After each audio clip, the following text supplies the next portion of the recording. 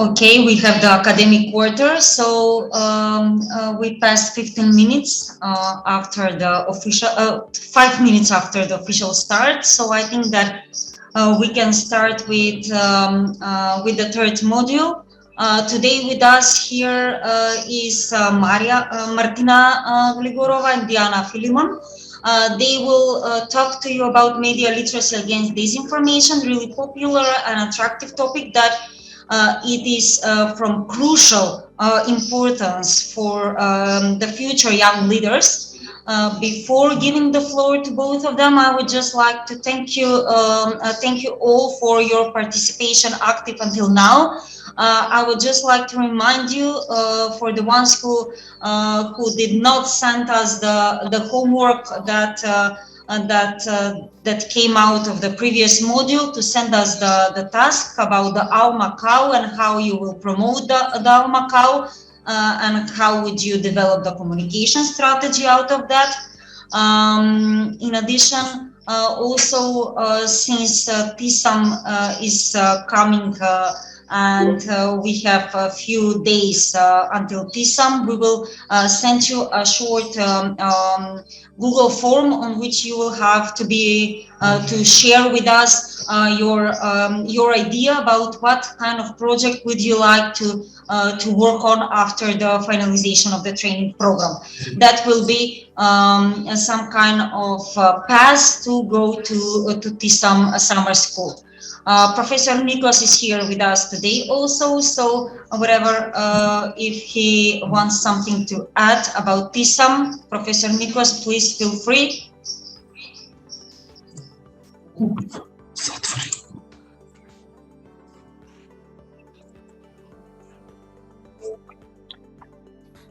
Hi everyone, I would like to thank our today's speaker and also you for attending another day of these seminars. We're looking forward for a very interesting session. Thank you. Thank you, Professor Nikos. Now I'm giving the floor to Martina and Diana to share their insights, feedback, case studies, and everything that they would like to share with the participants. Please feel free to open formally this module.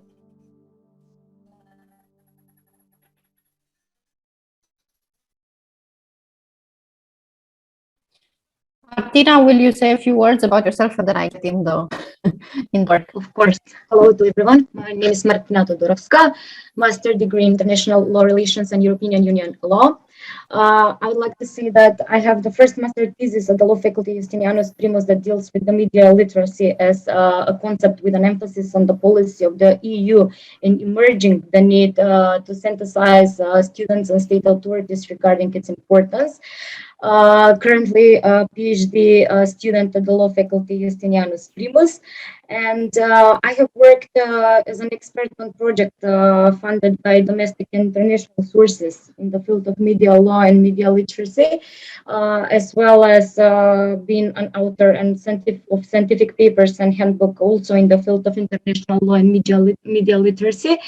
Once again, that justifies about the close connection and passion that I share with the media policy is that until recently I was part of the Ministry of Information Society Administration, where updating the national adoption program acquis was a priority task of the ministry, and creating the media policy was one of the main strategic goals.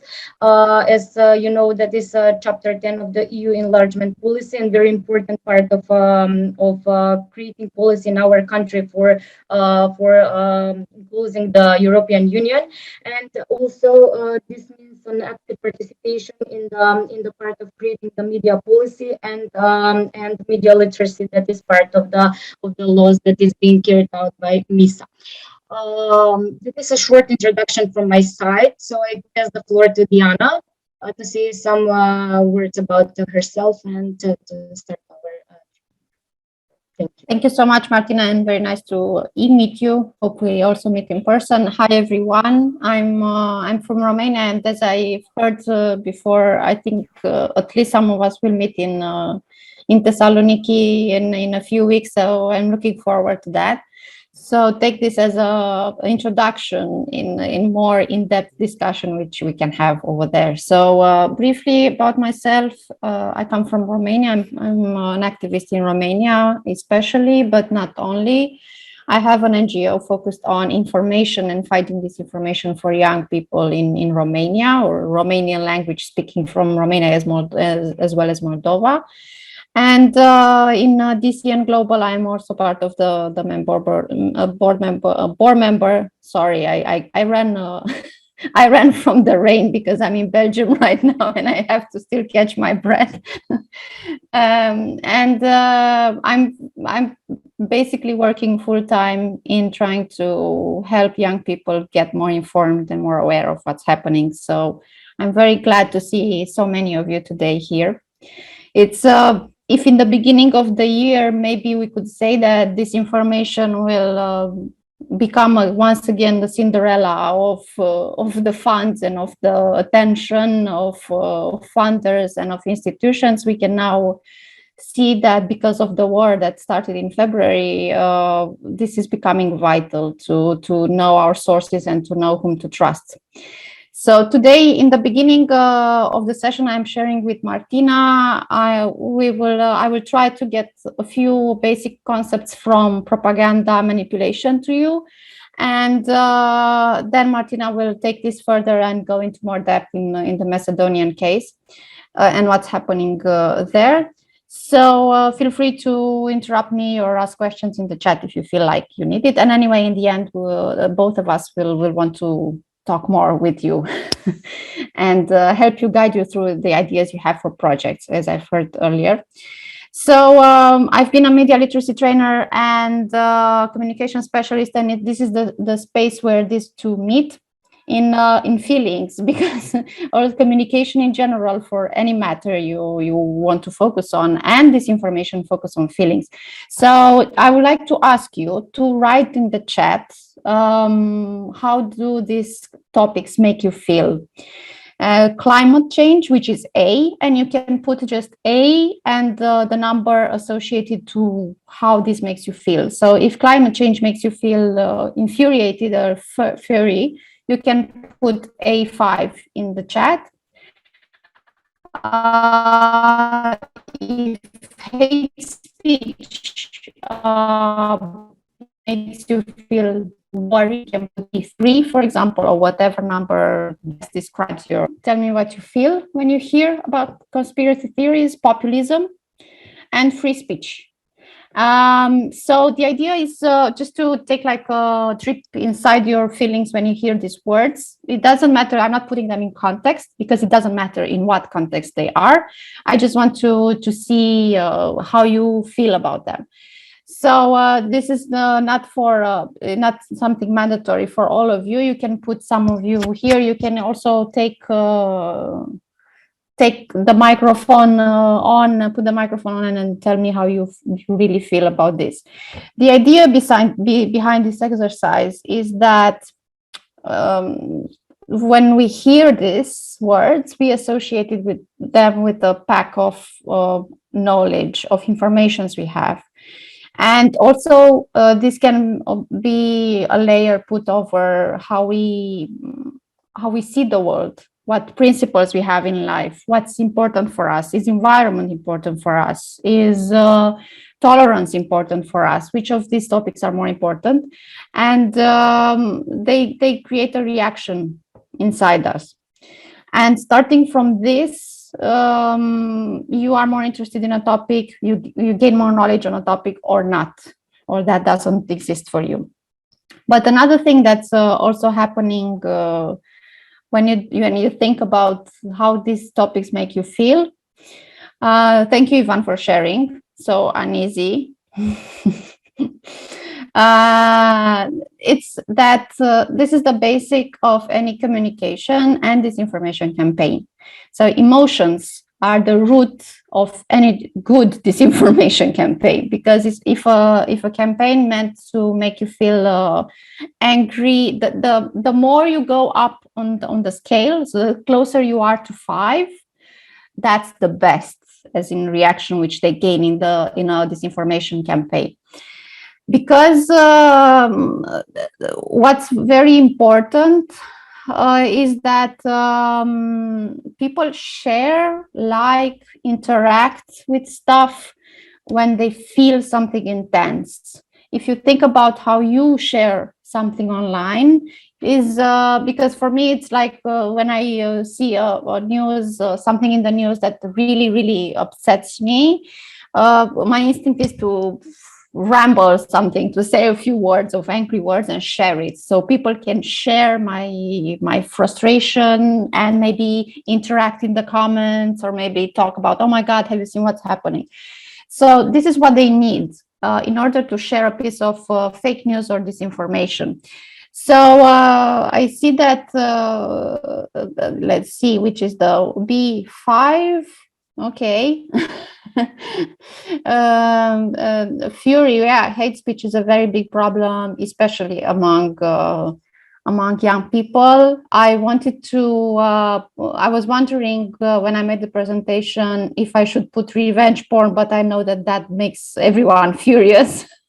Because that's also a way of using information in order to hurt someone intentionally, and then taking out of context information which you have access to.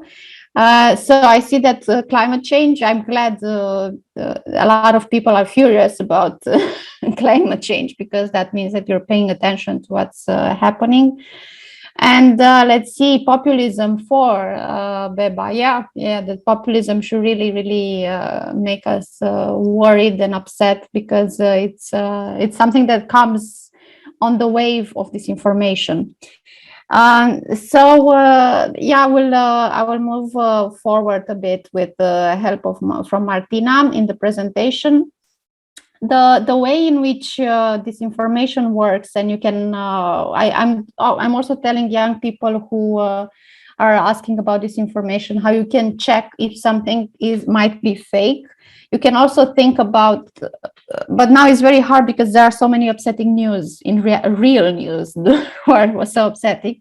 But my advice, in order to understand a bit and to be aware of what information is around there and how false or true it is, and how do we react to that, is to take a break when you see something, when you read something. Just take a break, take a deep breath.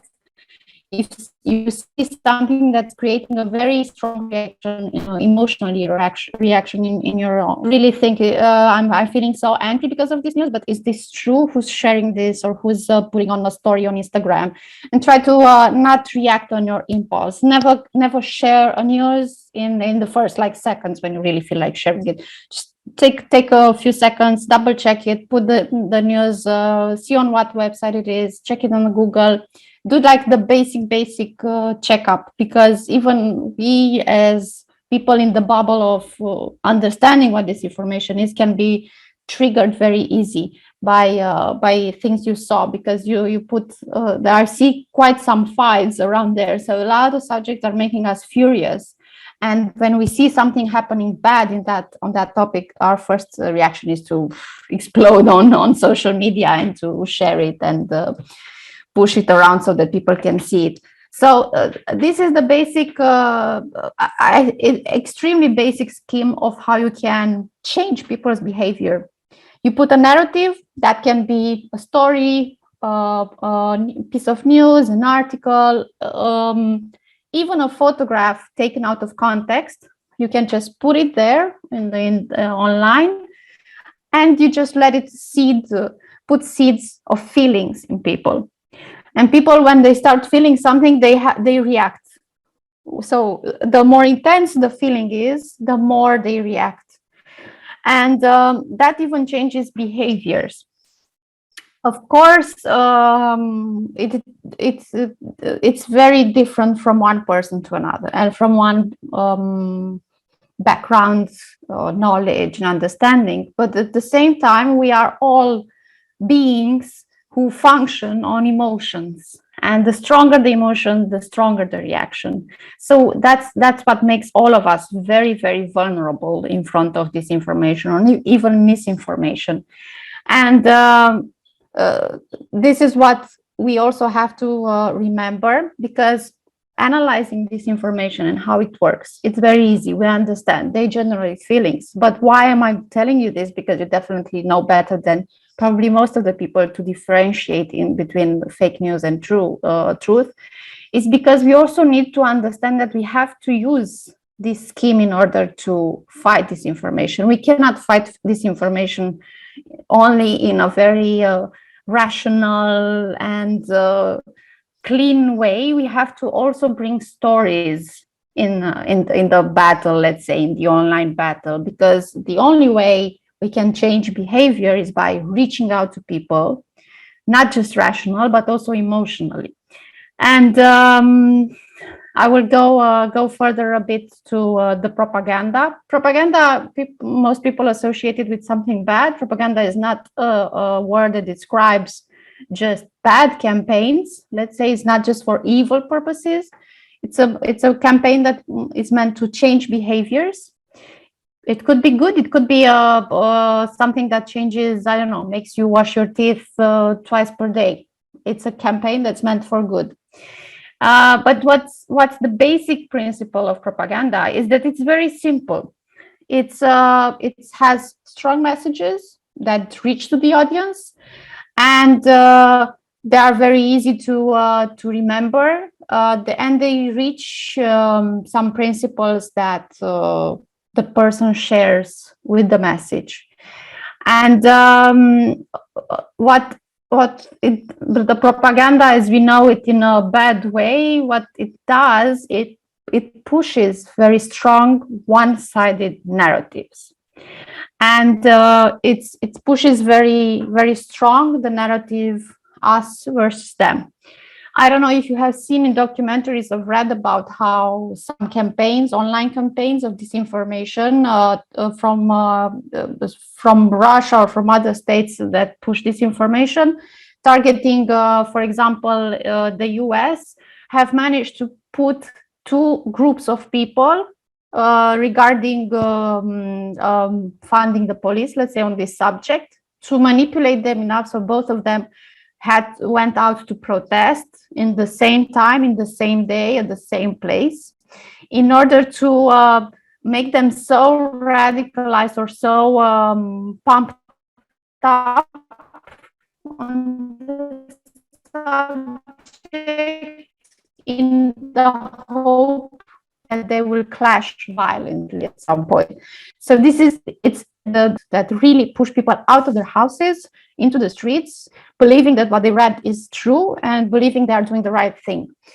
So step by step, let's say like a short guide of how propaganda works and radicalizes people is identifying injustices. This is one of the first steps. It activates frustration and rebellion. I don't know if you've read about the case, the Pizzagate case, like quite some time ago. It was, I think, in 2016, in the 15 or 16. It was, you can read about it if you haven't been aware of the cases. It's fascinating in terms of manipulation and disinformation.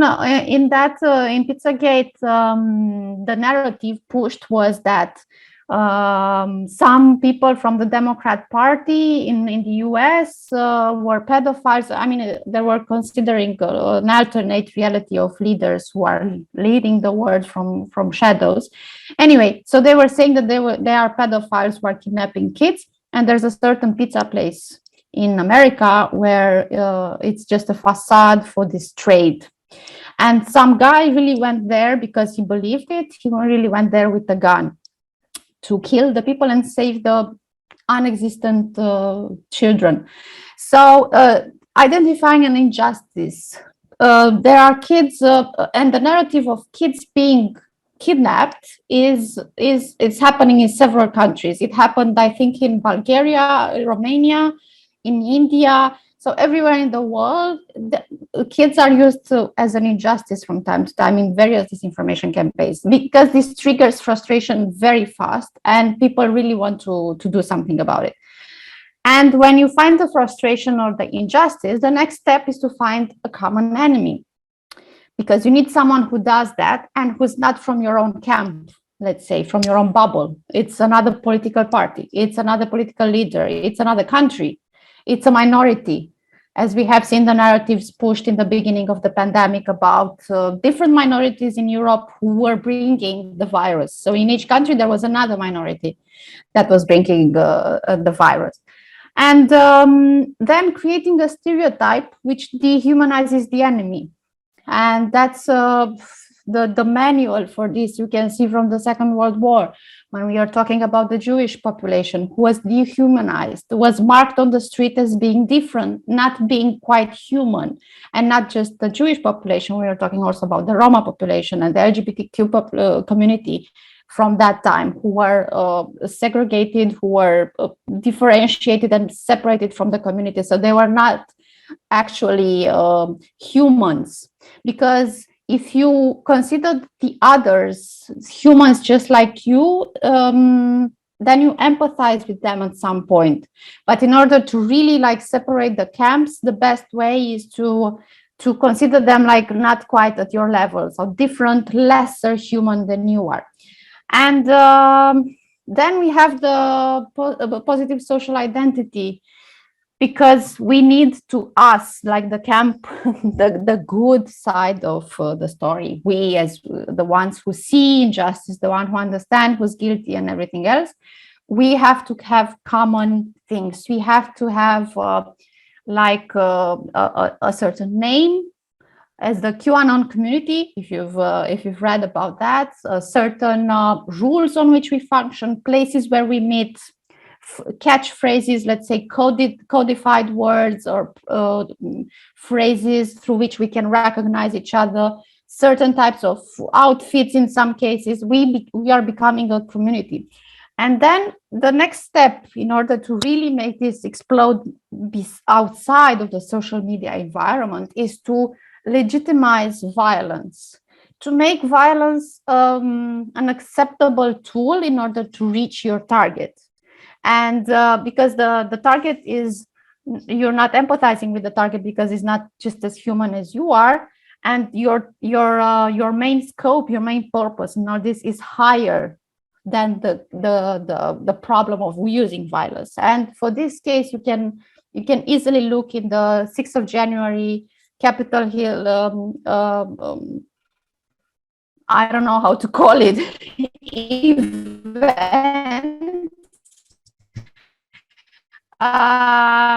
because that's a manual, that's a case for manual in how to manipulate and how to speed down government. A legal government is acceptable, and even hanging vice president in function is something acceptable, even if it's from your own camp.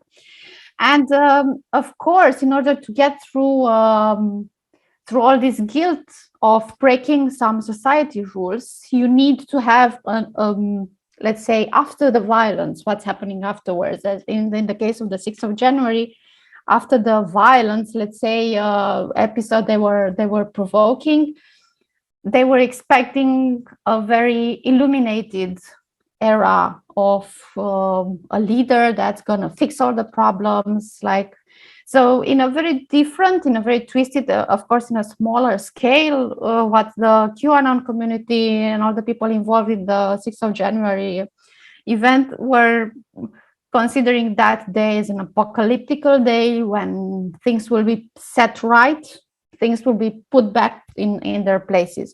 But this is just an example. There are several conspiracies, several theories who are having different deadlines, different outcomes, and different targets. They are dehumanizing different categories of people in the process. So moving further to extreme narratives, we have the phrases which I'm sure you've heard around you at a time or another, and they're pushing them when they want to convince you that there's something wrong in the world today, as the songs say. So there's something unfair in the world. that's something very clear for all of us. I mean, it doesn't matter on which side we are, we all agree there's something which has to be changed for the better in the world. So that's a very easy to trigger button, let's say.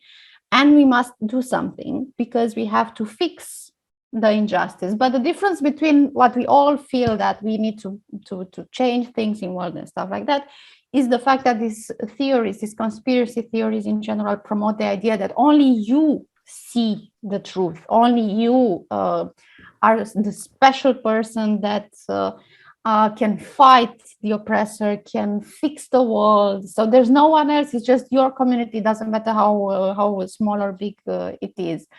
But this and this also sounds very good because it reaches out to your ego, to your the way you perceive yourself in the world.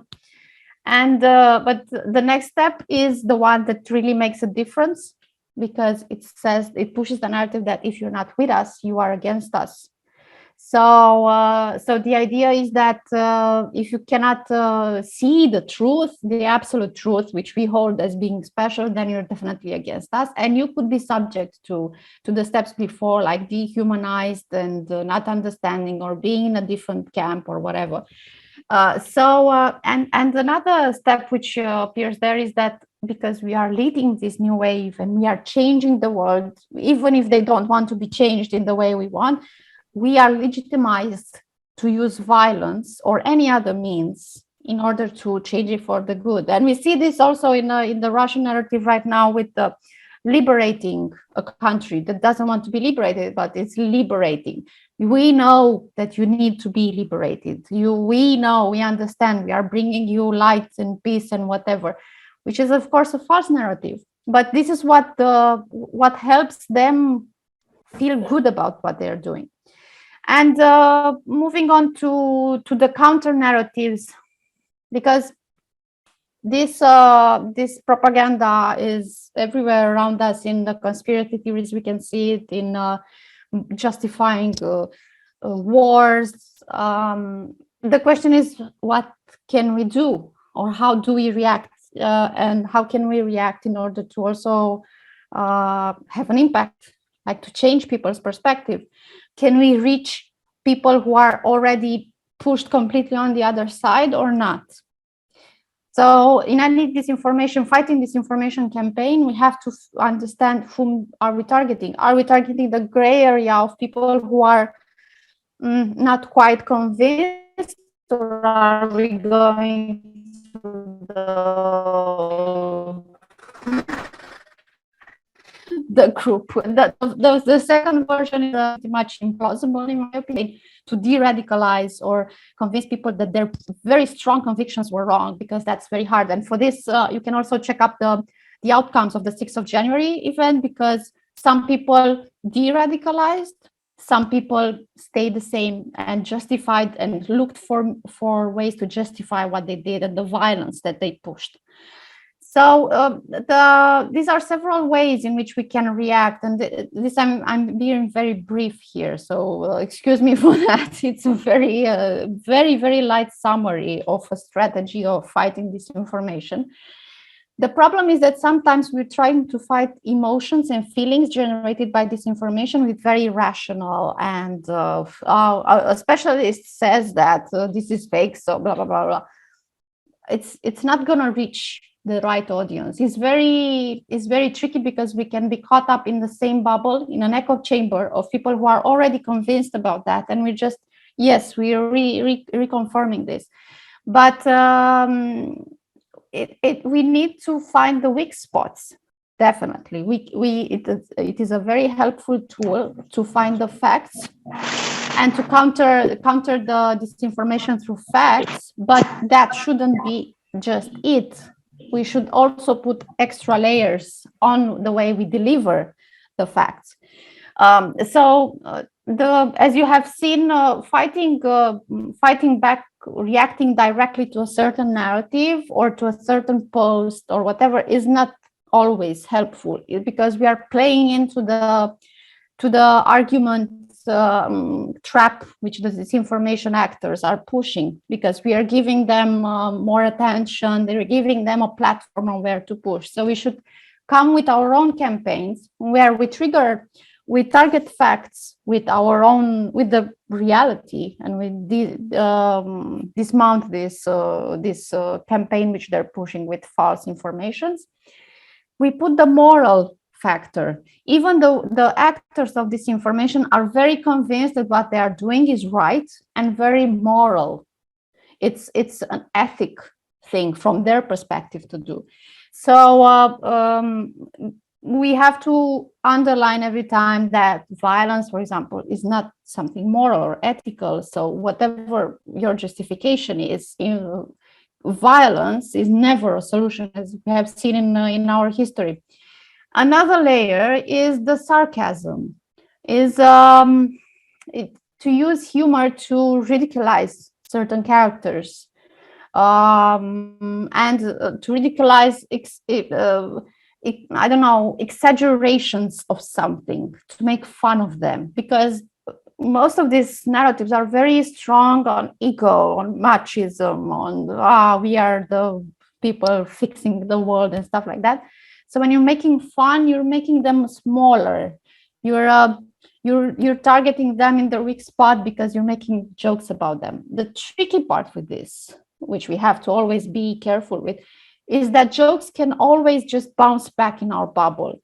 So as you know, we are all sharing the memes from our similar cultural background, so we understand. But the tricky part here is to get out of our bubble and to make other people see that and understand the humor of this. And another way which I strongly believe in is the positive reaction, to build a positive narrative that it's countering the disinformation one, but not in a direct way, but it's pushing people to a parallel, let's say, road in understanding things, and pushing constructive voices to be more heard, and building our own alternative. So in my opinion, if we are just running after the actors of disinformation, we are pretty bound to lose, because there will be always a step of us, because they are the ones creating the narratives, and we have to react to the narratives. But the only solution is, so that we don't to use less time and money and resources, is to build our narratives and to push them strongly, so that they will have to counter them. Because otherwise, it's just like a cat and mouse game.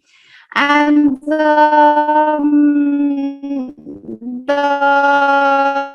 last thing I'll tell you about is the message.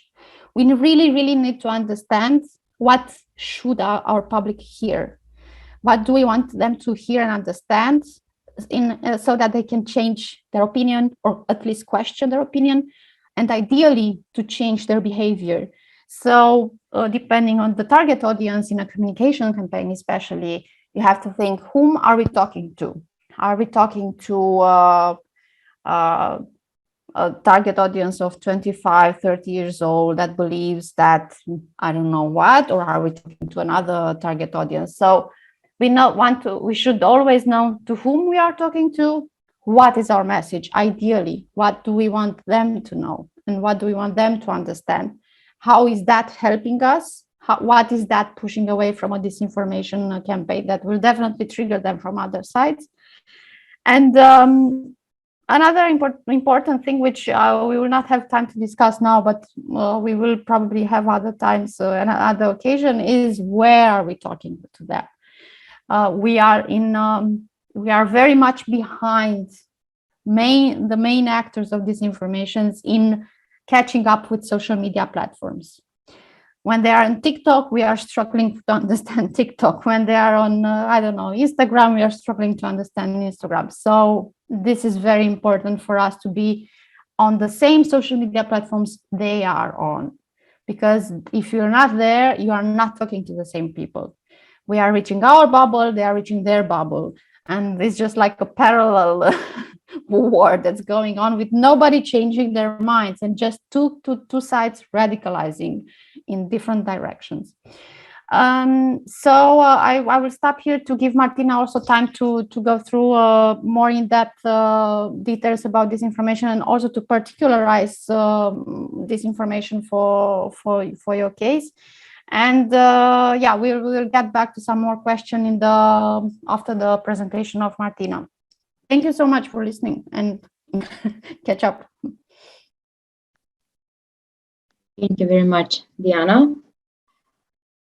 At the beginning, we explained our parts of the training. So my training will be focused on the North Macedonian case, the Macedonian policy on media literacy, including online media, with a brief overview of the European Union policy, especially the part of the harmonization of the European acquis.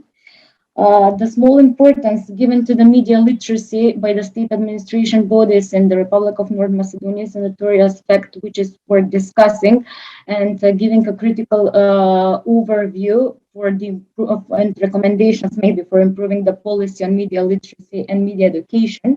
And of course, this also produces a lot of fake news, disinformation, and that is why Velas ended up on the front pages during the presidential elections for Donald Trump in 2016. So I would suggest to watch a short video where the emerge of production media literate citizens is more than obvious. And this is one big case for our country that once again emerged the need for producing media literate citizens, and maybe including media literacy in the educational programs in our country.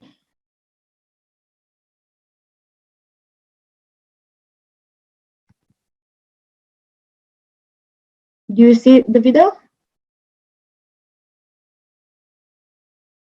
No. No. You're not. You have to put it To share. Yes. Yes. Okay. Now you see? Yes. Yes, now we yes. see that now. Yes.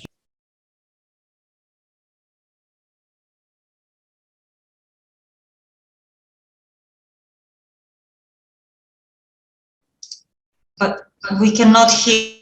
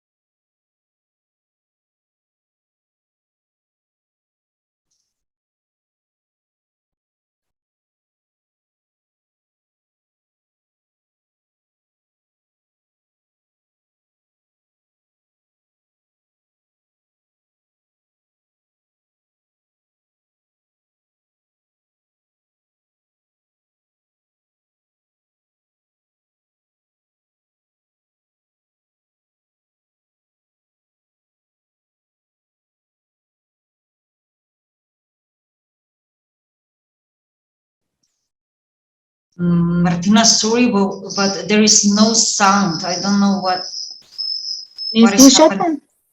You know what it happens if you use headphones. Please take them off, because it takes the sound of the headphones. Martina, or Bluetooth if you use. Change the source of the video. I don't know why there is a problem, You but want me? I Do can. you want? Please send me the link here in the I chat. can. Yes, I can send you the link.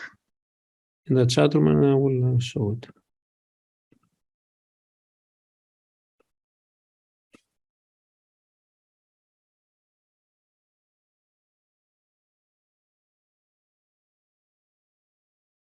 I suppose you got the link about the US presidential elections and why Veles ended up in the news about sharing fake news and what contributed to it in 2016. Can I share my screen? Okay. Yes. I'm sharing my screen. Okay. Okay. Great. Election like no other. Can you hear it? Made up news. Yes. The stage. Donald Trump triumphed with some extraordinary claims. Our enemies may have a blackmail file on Crooked Hillary. Completely false stories went mainstream. Americans didn't know who to believe. There's so much active misinformation, and it's packaged very well, and it looks the same when you see it on a Facebook page or you turn on your television. Democracy itself, in the most powerful nation on earth, may have been undermined by fake news. Elect of the United States of America, Donald Trump. You should probably know where much of it comes from. The answer is Veles, a small town in central Macedonia. How popular is it? Well, pretty much. About 200 people, maybe. 200 people Yeah, are making fake news websites. yes. They used to rely on heavy industry in Veles. Now they manufacture misinformation.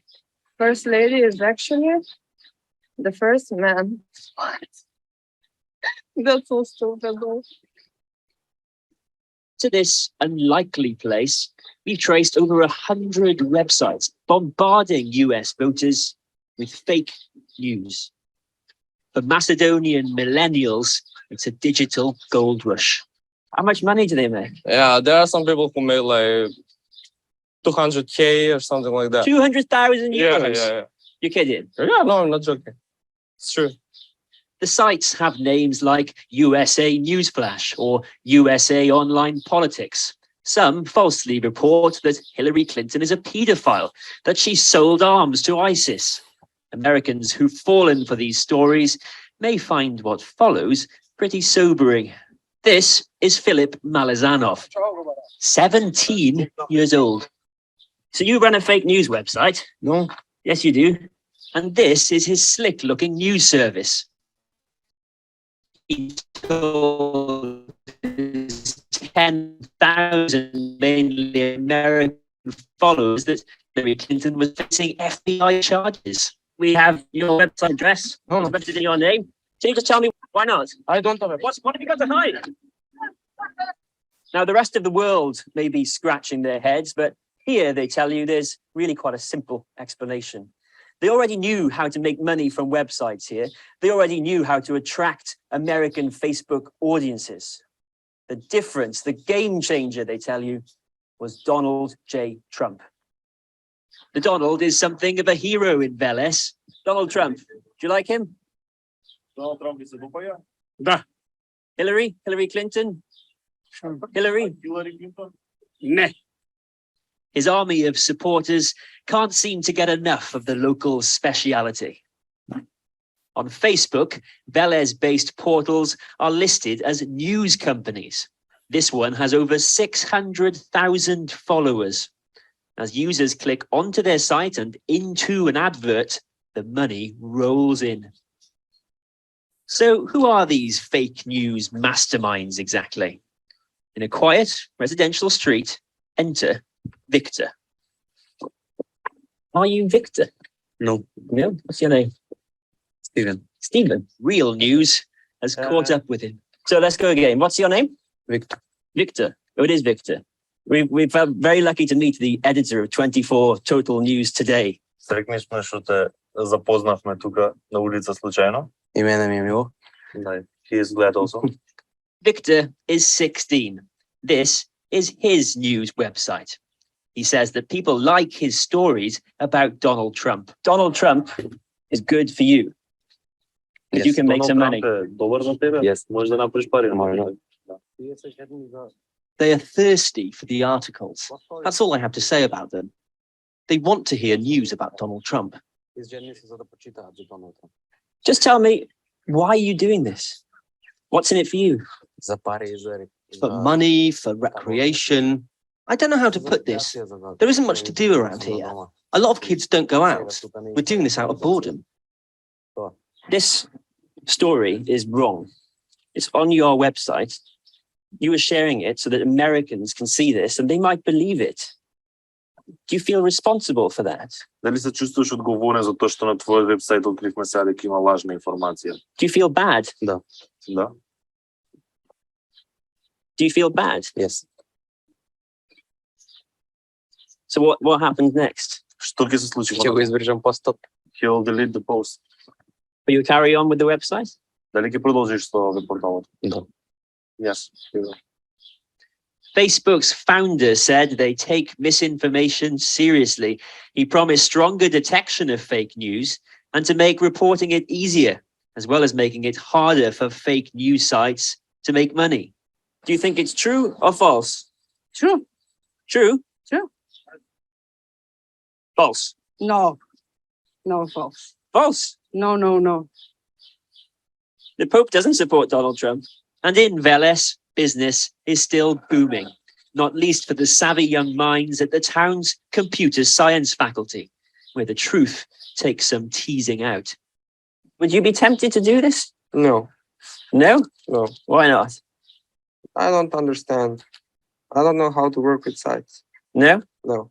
What do you study? I studied. I don't know. You don't know what you study? No. Do you know anyone who makes a website like this? No. A little smile. I don't know, really. Now, those young men you've just seen have now gone into their computer science lecture. Off camera, each one of them admitted that, yes, they do run a fake news website. Claims of Russian involvement here seem far-fetched.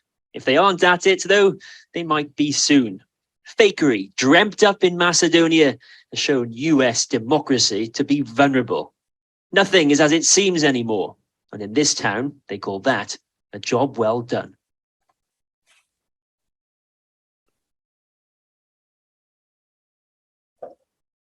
Thank you very much for sharing the video. You're welcome. It was very interesting. Thank you. So once again, we can see why the critical review in media education is good for the whole country policy. Because it creates a favorable climate for detecting new phenomena, fake news, disinformation, post-truth, and propaganda. This is very important issue for us, and it's a great problem because if we see the PRIBA reports, annual reports of the Council of Europe, but also other reports that are produced by international organizations, governmental and non-governmental organizations, by the US State Department, Reporters Without Borders and others, we can see our low score index. Also, the impact of digitalization on modern surroundings and widespread of disinformation is once again a call for media education, and the absence of national strategy for education in the area of preschool, primary, and secondary education, which should cover the concept of media literacy, not only media law, but media literacy, and the concept of digital literacy, which is in that umbrella of part of media literacy. Let's start from the beginning. What is media literacy? The media, as we know, plays a key role in connecting people with other members of the community and society. They enable them to share common experiences and through the process of mutual communication to create a sense of belonging to a common society. There is not only one definition, doctrinal set in the international documents, but we can use the European Commission's definition of the media literacy. It means the ability to access the media, to understand and critically evaluate different aspects of the media and media content, and to communicate in a variety of contexts. The advent of the internet in the 90s of the 20th century and its dynamic development in the first 2 decades of the 21st century, it's a very important period because it changed the structure of the media system. At the same time, we can see that the media is the primary source of information for the citizens about domestic and world developments. But on the other hand, there is suitable ground for the development of side phenomena in the media world, namely the spread of fake news, propaganda, disinformation. So the communication has gradually spread to the internet as an additional or complementary part of the public communication. So with the increase of various communication devices for the internet access and with the reduction of the costs for internet connection, which is very important, it started to occupy a central place in the daily communication and thus in the political communication of the citizens. Therefore, the answer to the question is very important. How does the general public recognize this news and how does it deal with it? What tools are there to eradicate this phenomena and how states can help address them?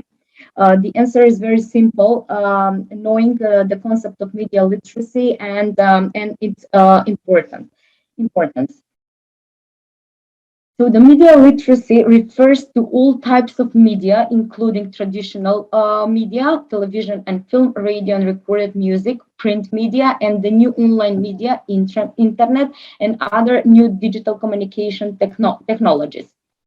The concept of media education became relevant in the 60s of the 20th century in the scientific circles or teams formed within UN, more especially within UNESCO, which were engaged in research of the problem of education because as we can see, we can treat media literacy as part of the media education. This is the period where the power of television comes to the fore, where it dramatically changes the social environment, its role in the literacy of the broad masses, and the need arises to critically observe the danger of manipulation.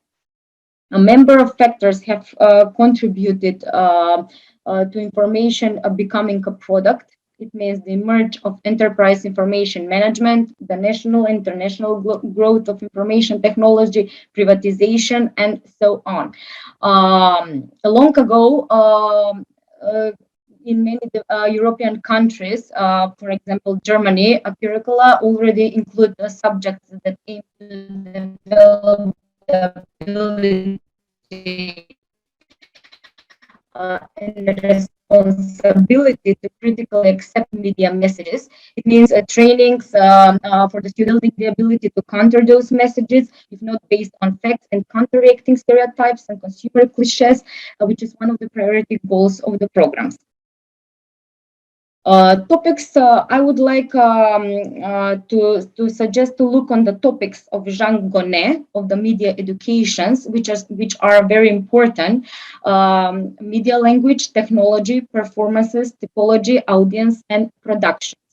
When it comes to the language of the media, cognition consists of gaining the ability to identify the characters, the codes in the audiovisual content. The difference is reflected in the ability to recognize one's own knowledge in terms of being able to display, and mastering implies the ability to convey of knowledge after mastering its narrative structure. In terms of technology, it is basic how the current applied technologies are used, mostly for the needs of everyday life. But now we use the current media technologies for our not everyday functioning, but also for work, for today's training, and so on. Performances are number one reason for thematizing media education, and this domain articulates the process of influence, personal views in media content, and persuasion. Typology is also an important topic. namely the knowledge about the type of audiovisual document, to which class they belong, which categories to be proposed, and so on. And also production, namely, and media content that is the result of the production is a problem of that is must be an aspect of media literacy interest. Who produces these documents? How does the world of media production work? In what economic, legal, and ideological context do producers and transmitters of messages develop? Who finances them is also an important question. The answer to this question should be available to every consumer of the information. Historically, online media became available and current a few years ago, unlike traditional media, television, radio, and newspapers, starting with the Gutenberg's discovery, which for the first time provided a unique text for the wider masses through the rapid development of technology and influenced the media world, resulting in the printing of newspaper, magazines, and various books. It changed the climate that was there. Of course, the well-known traditional media have been overshadowed by the new technologies and the rapid development of the online world. Not only traditional linguistic literacy is sufficient, but also electronic literacy is very important, and that's why they make the sublime of the term media literacy. Media literacy as an umbrella concept not only includes the linguistic, but also the electronic or the digital literacy in itself. Doctrinary, we can see the great importance of the cultural critics Marshall McLuhan and John Calking, which will be the first one to point to this visionary. As I mentioned previously, in the 60s of the 20th century, within the scientific circles of UNESCO, two very important steps were made. A model for media education was developed, and the Declaration of Media Education was adopted in 1982. In 2006, UNESCO added another type of literacy, information literacy, as a result of the increasing development and impact of the technology in the modern world. Numerous scientific conferences were organized, which early emphasized the importance of incorporating media literacy in the education system in the countries, and that is in order to create responsible citizens with critical perceptions of current developments. European Union gives a great accent to the development of media literacy, and that's why it's inclusive of the Directive 2010/13 on audiovisual media services, which regulates audiovisual media services, including television and internet services. And also the last step in the legislative process was the adoption of the EU Directive 2018 of the European Parliament and the Council on 14 November 2018, which gave the member states of the Union period of 21 months from publication in the official journal of the EU for transposition in the national legislation, and we can see where is North Macedonia in this process. The online media are of particular importance, which because they democratize public and political communication, and they define the discourse of debate and the formation of public opinion. Online media are those media that enable or gave birth to the internet as completely new forms of media that did not exist until the advent of the internet. If it is these media, such as social networks, Facebook, Twitter, as well as Web2 applications, blogs, and Google, that have changed the news industry and the journalism in general. They offered great opportunities at the same time, but also challenges and problems. Unlike traditional media, they have an address, editor-in-chief, publisher. Online media, authors of the content can, even if they wish, remain anonymous and hide the electronic traces.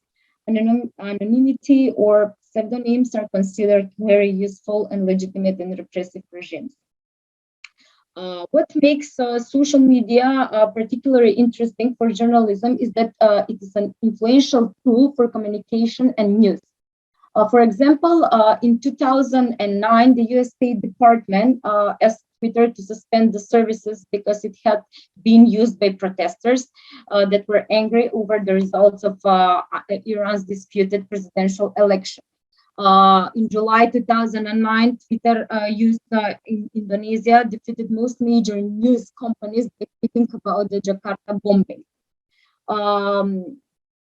When asked about the regulation of this media, it must be emphasized that due to the complex nature of the internet, regulation existed at least 3 different levels of layers, because we are not here talking about the media, the producing of media information, but first we are talking about the technical layer of cables and connectors. Second, of the IP address protocol and the control protocol transmission, and third, content level, the internet, which has caused the manipulation of the traditional media, dramatically reduced the cost of production information, and the media concentration has, in a short time, became a secondary topic for democracy theorists. So if we need, if we want to speak about the online media, we need to know about their regulation in all layers. There are a number of terms in the political science that refer to the scope of the term digital democracy, as once we can see that part of the media literacy is the digital literacy, very important one for the 21st century, used as a tool for communication in everyday life. We can say that in the general public and in the theory, there are arguments for and against regulation of those online media. In addition to poor regulation, in the first decade of the 21st century, where the information boom was made by the internet, caused global admiration about the World Wide Web, and it became a symbol of unlimited freedom of expression, democracy, and already in the second decade, problems have begun to arise that increase the number of those who believe that regulation of the internet and the media is needed. There were various of events that caused this thinking. First, the WikiLeaks and the Snowden affair, and others were a major shock to the Western democracies. In 2016, the objective of post-truth is the word of the year in Oxford. The presidency Oxford said that the term popularities of news and the growing distrust of the facts offered by the establishment. So this was perfectly confirmed by the political campaigns in 2016, Brexit in the UK, and the US presidential elections. As Gradhal suggests that this will become one of the words that define our time, I think that this is happening. Proponents of the regulation consider the view of complete freedom of online media and their self-regulation to be utopian, and those who stand for internet regulation believe that this should not be confused with content censorship, self-censorship of professionals and other participants in the media in the virtual world. They put the regulation in function of protecting people from various insults, lynching, labeling, slander, lying, and so on. But we need to be very careful about our arguments for and against regulation. As we know, European Union stands for the position against regulation or self-regulation of the media. But what about online in the Macedonian media context and legislation? In 2013, the political environment when the law on media was adopted influence the professional public or journalists and other stakeholders to put pressure not to enter into legal clarification of the issue of online media in order to avoid the risk of political control over the information space on the internet that was those years. It was a time of extremely bad assessments of freedom of expressions, as we can see in the previous reports of those international organizations for Republic of North Macedonia. Also, based on the expert perception, it can be seen that in this area we are facing with very slow changes in the legislation, and on the other hand, most countries have legal responses to the rapid technological changes, but North Macedonia needs to make serious steps for including online in the legislation. The media sphere, or the traditional concept of public information, is regulated by the two laws, as I said, law on media and also the law on audio and audiovisual media services. In 2013, when the law on media was adopted, it was amended, and on the other hand, the terms electronic publications were deleted with the adoption of the law on amendments of the law on media.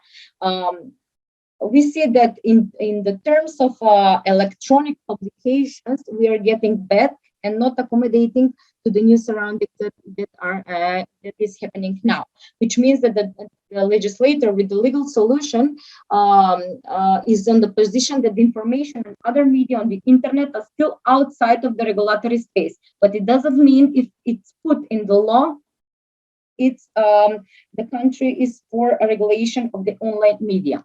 On the other hand, the law on audio and audiovisual media services does not mention online media at all. The position of the largest association of the journalists of Macedonia was against the regulation of online media. Also, that was the position of the independent union of journalists, and they stand on the same up to now. Although the specific laws on media, on audio and audiovisual media services does not regulate the online media, there is still the regulation which is dispersed in other laws. For example, the criminal code, the law on civil liability for insult and defamation, law on copyright and related rights, law on personal data protection, law on free access to public information, and so on. Media literacy in particular, and Republic of North Macedonia. I will start with MISA, Ministry of Information Society Administration, as a policy creator in this area, where one of the strategic commitments is to improve the digital information literacy, even with the entry into force of the law on audio and audiovisual media services at the end of 2013, media literacy enters the media policy in the Republic of North Macedonia as a result of the process of harmonization of media laws. Directive. So the first serious steps in integrating the media literacy were made at the end of 2013. The law on audio and audiovisual media services from the 2013 was amended in 2021, and the media literacy as a concept can be met only in two articles, saying about the competencies of the Agency of Audio and Audiovisual Services, which is a regulatory body, and it's their duty to encourage media literacy. And also in undertaking activities in cooperation with NGOs, citizens association, educational institutions in order to increase media literacy. However, an important fact that is nowhere in the law can be found a definition or explanation what a media literacy is. We know that there are many definitions of the media literacy, but one must be accepted. For example, as I said in the beginning, European Commission's definition is important for us.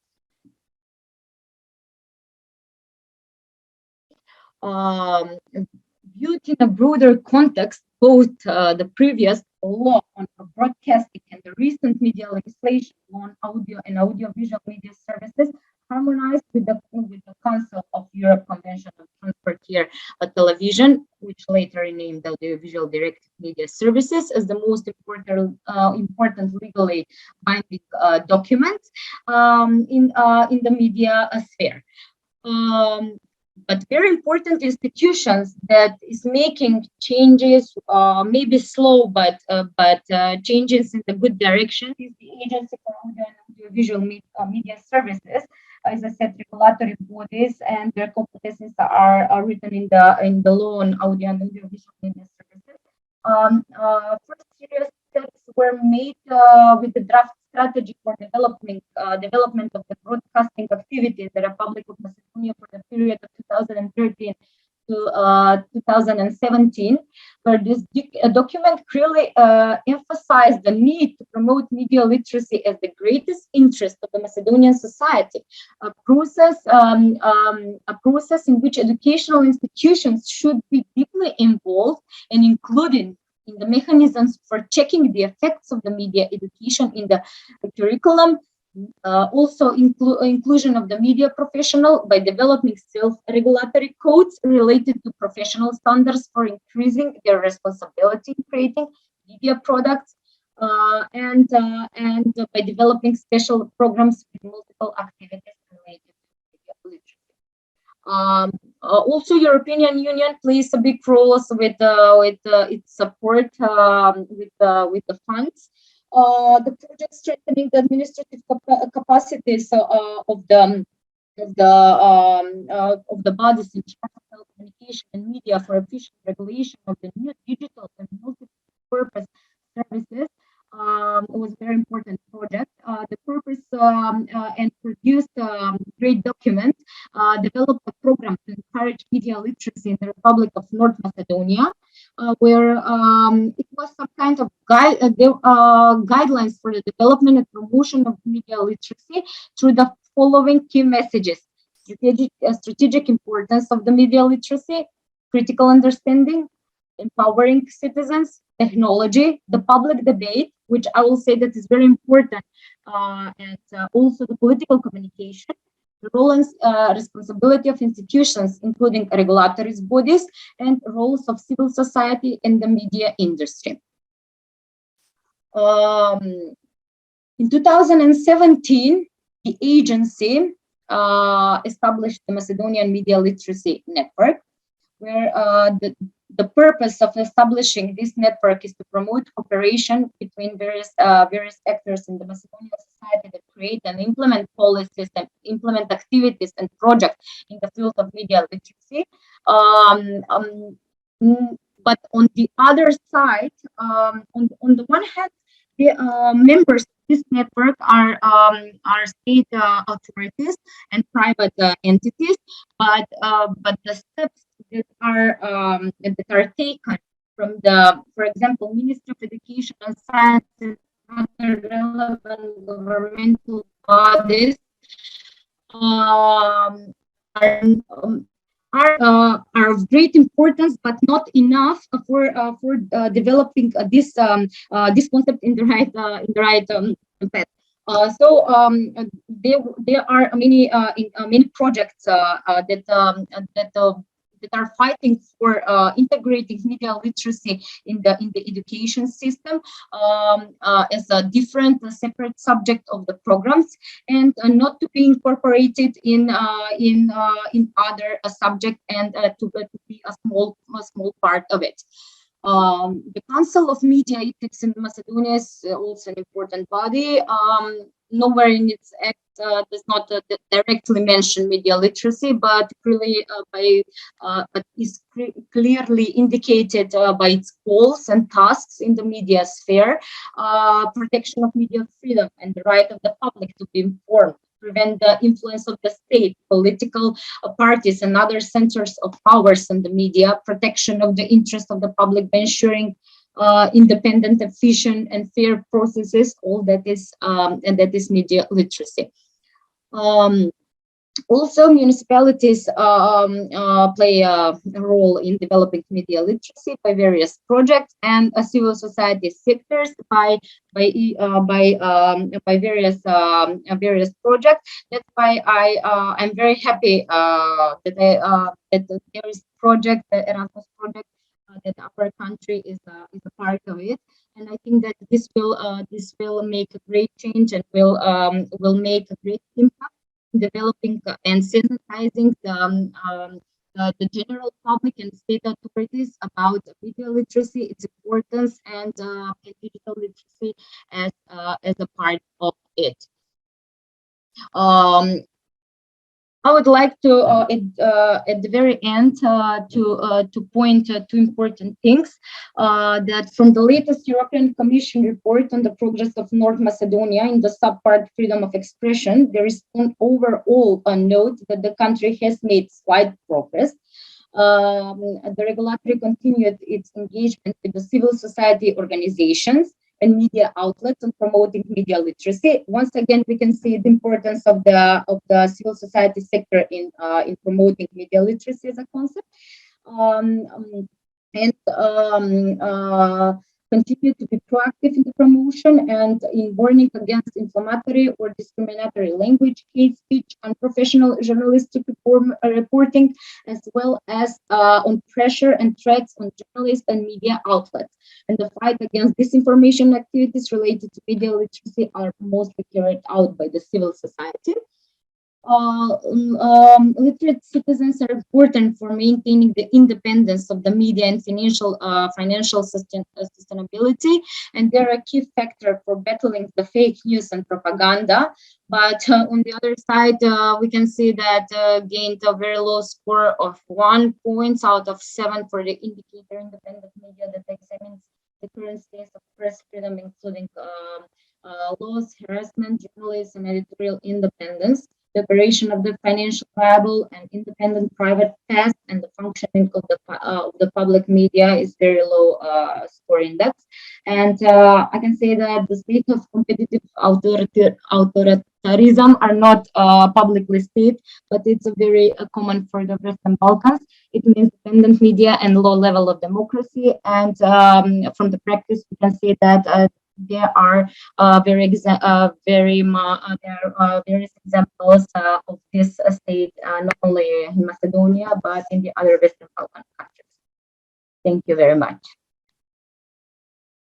With Diana, we have prepared 3 topics to be discussed with the participants. So first, do you have any questions regarding the topics that I have been talking about? And if Martina and Diana, there is one question in the chat from Areti. Okay.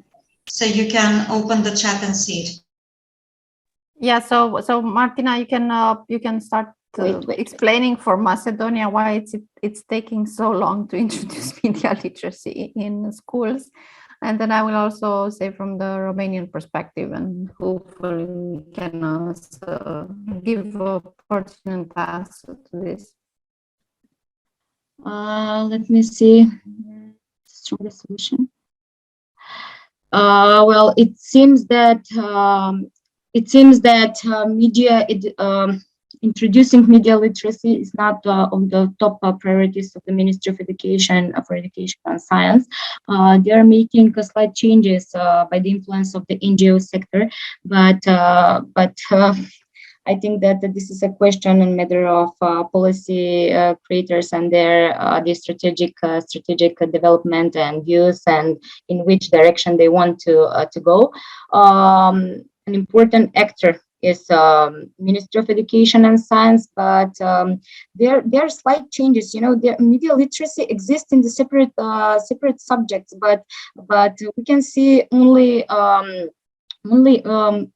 very few things about media literacy, and you cannot recognize it as media literacy. You know, when I was doing my master thesis, I asked my colleagues, do you know, I made an internal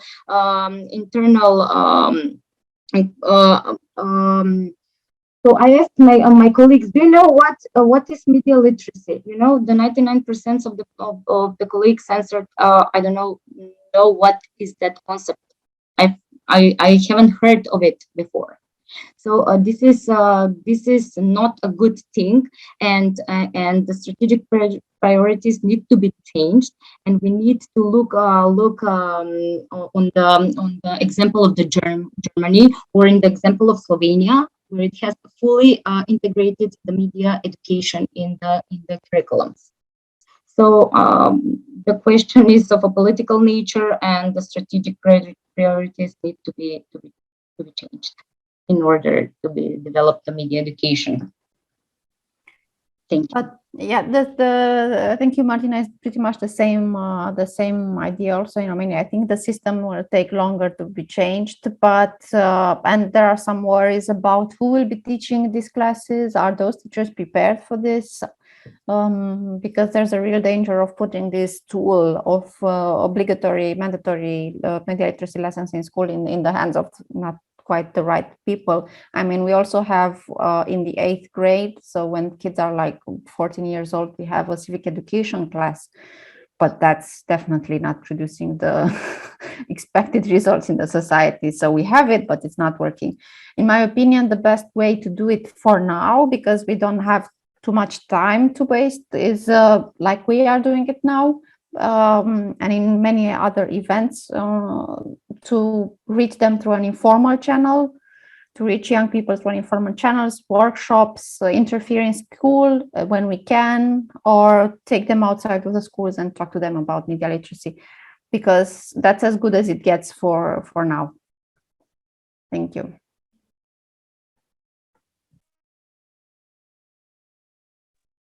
Yes, please, you raised your hand. Yes,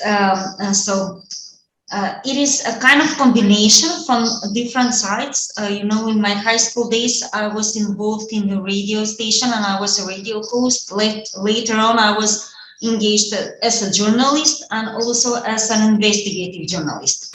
And back then, my editor always on every step reminded me that I hold the responsibility to share the news and the information to the public. Even if one citizen has an overview over my article or my story, I hold responsibility in front of her or him. So I think that it's a quite complex topic, and that we all share responsibilities in all our roles in order to increase the capacities of citizens around us, to not have Veles again.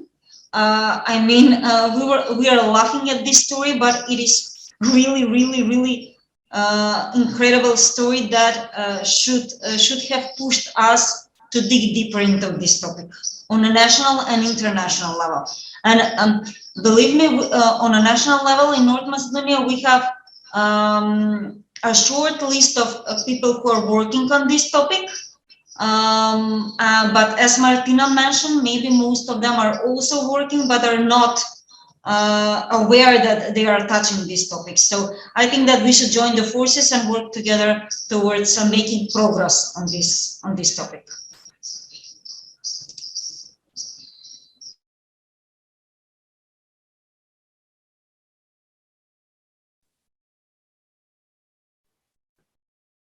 Maria, I fully agree with you. You're working as an investigative journalist, and you have the fully responsibility for the audience about the content that you are placing. And but you know, I think that that our people need to have an introduction of the media literacy as a whole concept from the beginning. Maybe preschool education, maybe then primary, secondary, and in the faculty is very important, because you cannot, I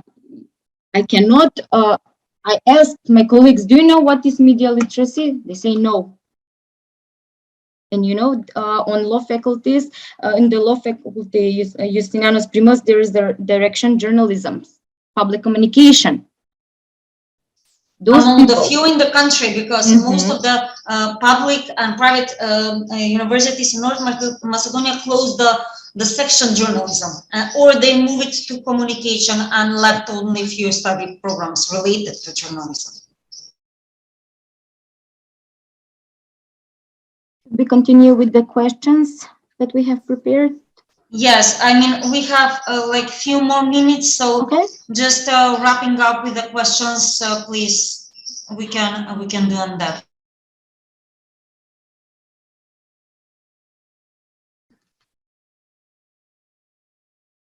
Or maybe if we have a little time, maybe we can choose one question and we can discuss about it. Yeah, I think it's the best because we're a Diana, what do you think? Yeah, can you hear me? Can you hear me? Yes. Yeah, so I let's start, I don't know, with the first one. Let's try the first one. So yeah, that's a challenge for everyone in this meeting. So what do you think would raise is the most effective way to raise the awareness of young people about media literacy? So just a natural continuation of what we were talking before about media literacy. And how it's you know, the saying of it takes a village to raise a child. So it's with media literacy, you cannot just put it in school and expect for it to be done, to be completed. We need constant work on that. So I would be very curious to hear from you. What do you think would be the most effective way?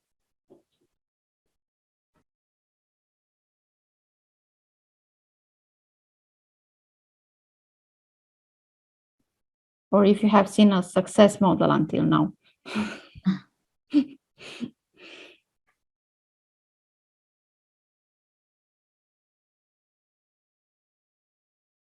So we have from Beba an answer is to raise awareness. The best way to raise awareness is placing more practical examples from media literacy, like the videos we saw in the comparison. Yeah, it's less theory and more practice. Definitely, I think so. What do you think, Martina? I agree. Do you hear me? I agree that the best way to raise awareness is placing more practical examples for media literacy, like the video we saw. But also the educational moment is very important for me.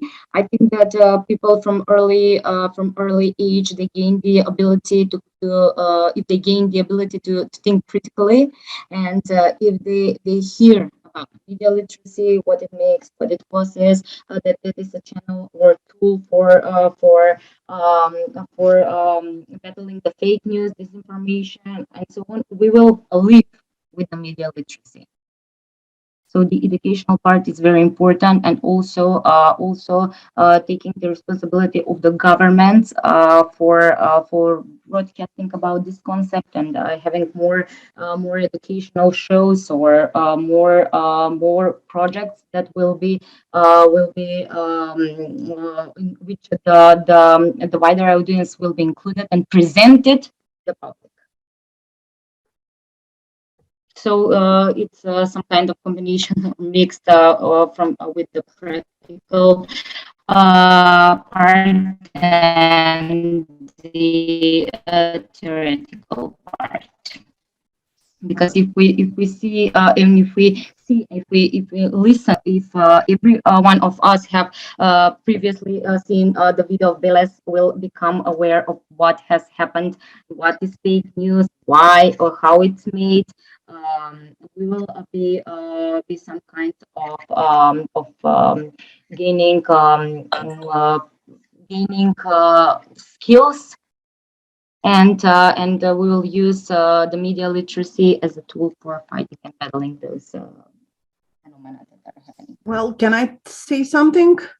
Yes. For example, I work in education. I think that the children, let's say the students, are not informed. Firstly, when I was younger, now I'm 38 years old, and we always learn about media awareness or media literacy when we were younger. Now, I don't think that people see the problem. with the misinformation, whether they read wrong news or stuff like that. Because if they are not aware that they are doing something bad, they will never learn the best way to change something. And in Macedonia, we have problems. The major problem that we have is the education, because they think that they know everything. Because even, for example, my mom is a teacher of sociology, and she always tell them, you cannot believe everything that you read. You need to check the information. So, and she's older than us. Maybe, let's say she will need to retire now. So the older generation, they know about awareness and stuff like that. But the younger generation, we know more stuff about the internet, but we don't know basic stuff, like where to check, how to check. If you check, you think that you know everything. That's the main problem. And the education. But if you teach the child or the students from young, let's say for younger ages, let's put it like that, then you will know how to see the problem and how to change it. But we are really, really sure that we know everything. That's the main problem. And we need to change that if we want to have better life, let's put it that way. Thank you. I think we can wrap up. I saw some other ideas in the chat, but maybe you can think about this as a project or as an idea and work on it and see how you can develop it. Yes, there have been one of the participants share gamification as an example. So there are a few gamified model that are used on EU and also on national levels that is adjusted to national context. But on behalf of Blink 4221 and DCN, the main implementators of the project, I would like to thank Diana and Martina for their time, for their experiences that they have shared with us. Also, I would like to thank all the participants that were active today. Again, I would like to use this opportunity to remind you that the next module that is called Media Literacy in Practice is on 1st of July, starting from 2 p.m. Skopje time and 3 p.m. Athens time. I will send you a reminder to all of you, and also together with the form through which you can share your idea about the multimedia project that you would like to develop as part of your participation in this training program. Thank you once again. I'm wishing you all a great day ahead, and thank you. A special thanks for Diana and Martina.